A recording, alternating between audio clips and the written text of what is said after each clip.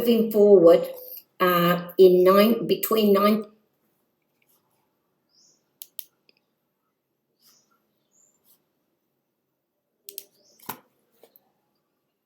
Okay, I'm going to try my best to record a slideshow here. Okay, so that we've been looking at the laws of New Zealand. In 1974, they changed the criteria of what it was to be a New Zealand Maori. That previous to 1960, people had to be 100% blooded to be called Indigenous.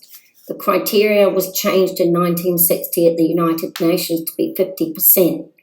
Upon this change, hundreds of thousands of foreigners were deliberately shipped to our English-speaking countries and bred all through the native populations. But the New Zealand Maori were already at 50%. And so in 1974, they changed the criteria again to be anybody that identifies as a New Zealand Maori is now considered to be Indigenous. Shortly after that, the Waitangi Tribunal was established.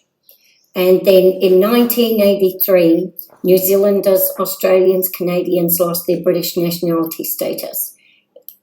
In 1986 of February, the Majesty came to Australia, New Zealand, Samoa and Canada.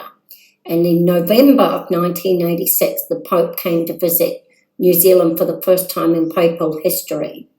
Then in 1986, in December, the 1852 Constitution was removed in the middle of the night from New Zealand. The constitutions of Canada, England, and Australia were also changed.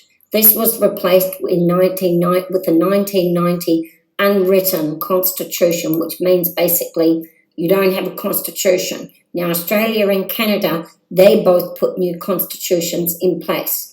But for some reason, England and New Zealand both didn't put in new constitutions. They've just left their countries open, which is extremely unusual. We are only there are only 3 countries in the world that have. Moving forward, between 1974 and 1987, the whakaputanga was changed and rewritten by a man called Manuka Hanari, who was the director of the Catholic Church in New Zealand. And that document is now called, so there are now 2 documents, Te Waka Mananga, and then also the Treaty of Waitangi was rewritten by a man called Hugh Kafaru. Now remember these names, Manuka Hanari, Hugh Kafaru, and he changed the Treaty of Waitangi and rewrote it, calling the new document the Tiriti o Waitangi. And I'm saying to you that we are working with 4 documents here. And they've also changed the name of our country to be Aotearoa. And I'm thinking that Aotearoa, I won't write it, I'm thinking that Aotearoa, I will write it, how to write it. I'm thinking that Aotearoa works within the jurisdictions of the Treaty of Waitangi and the Waka Maninga.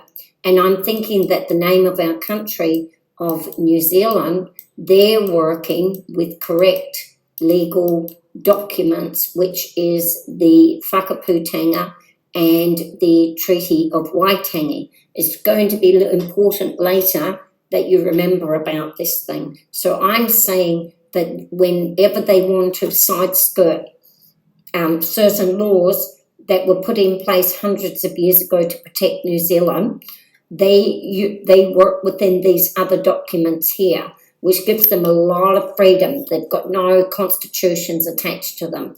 They've got no British law attached to them. You basically can do anything you like as long as you're working within these documents. Now, today we're going to be addressing part of the New